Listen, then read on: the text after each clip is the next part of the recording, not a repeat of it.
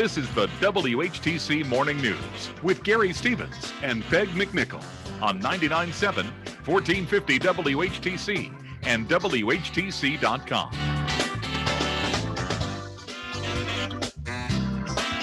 Welcome back to the WHTC Morning News for this Thursday, June the 10th.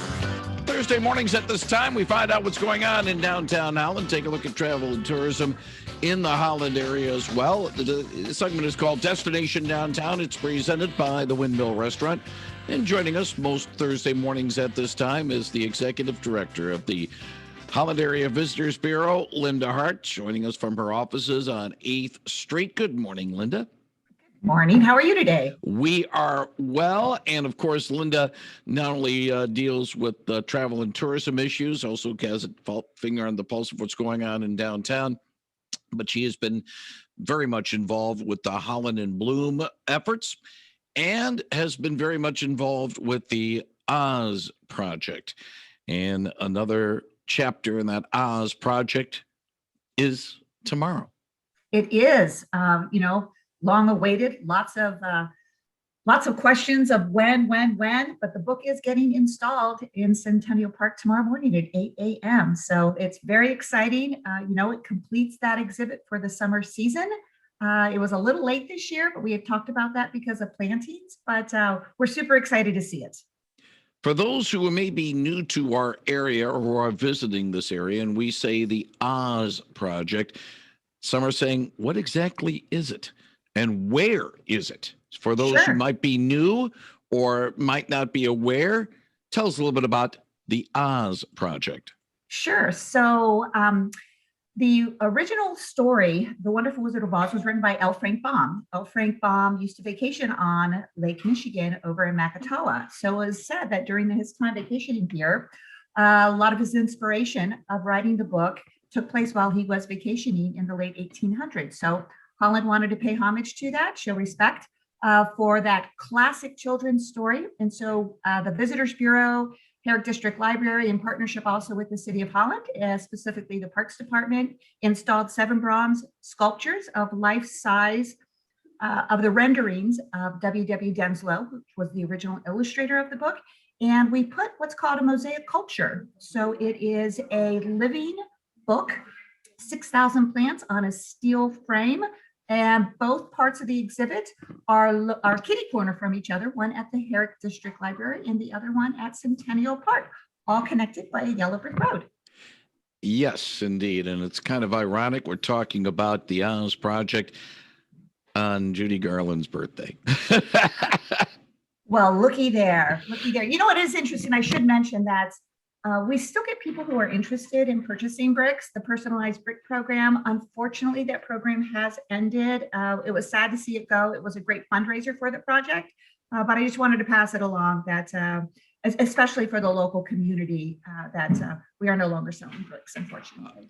Oh, by the way, it's birthday number 99 for Judy Garland this year. She was born on this date, June 10th, 1922. Wow.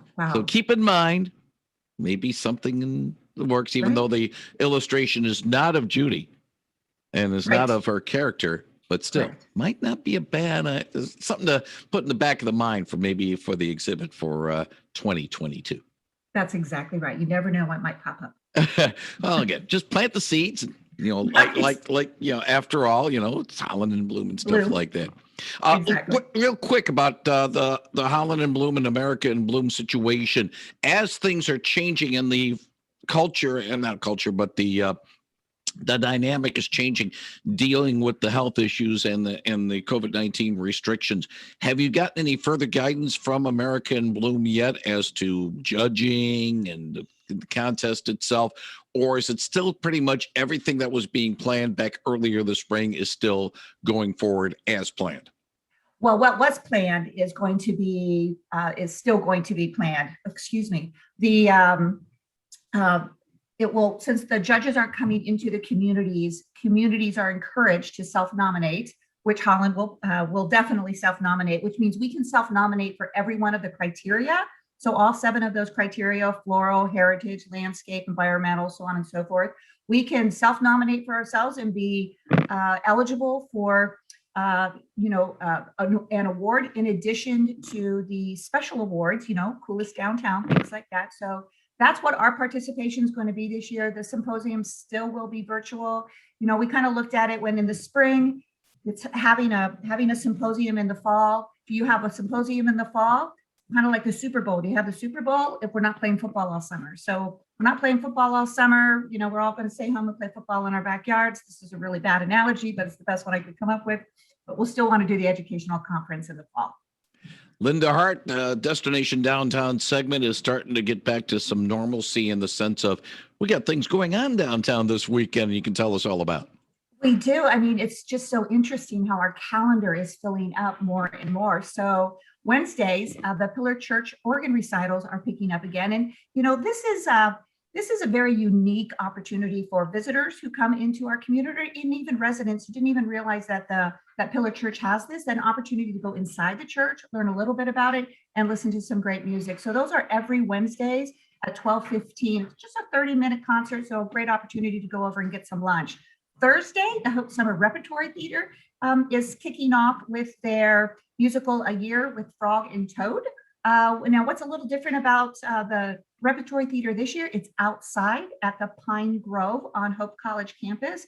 It was, if they were going to do it, they needed to figure out a way to do it in accordance with the Actors Equity Association. So they just opted to do it outside. I walked through the Pine Grove. It looks great. It's going to be awesome. And we're just hoping for great weather on all of those different shows. So that is Thursday. That show will kick off on Thursday evening, and you can buy tickets at hope.edu, or you can also go through our website at holland.org. And then, of course, the Saturday, LAUP, Latin Americans United for Progress, is having a coming together celebration at Collin Park. And this is a free event. It's all day long.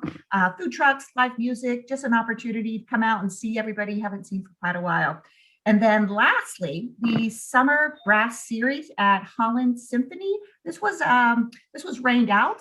So this is the rain date, and it's going to be this Sunday at 3 p.m. So you're encouraged to bring a blanket, a chair. It does include with your admission. So if you're a City of Holland resident, you get free admission. Otherwise, come out and enjoy some great music from the symphony.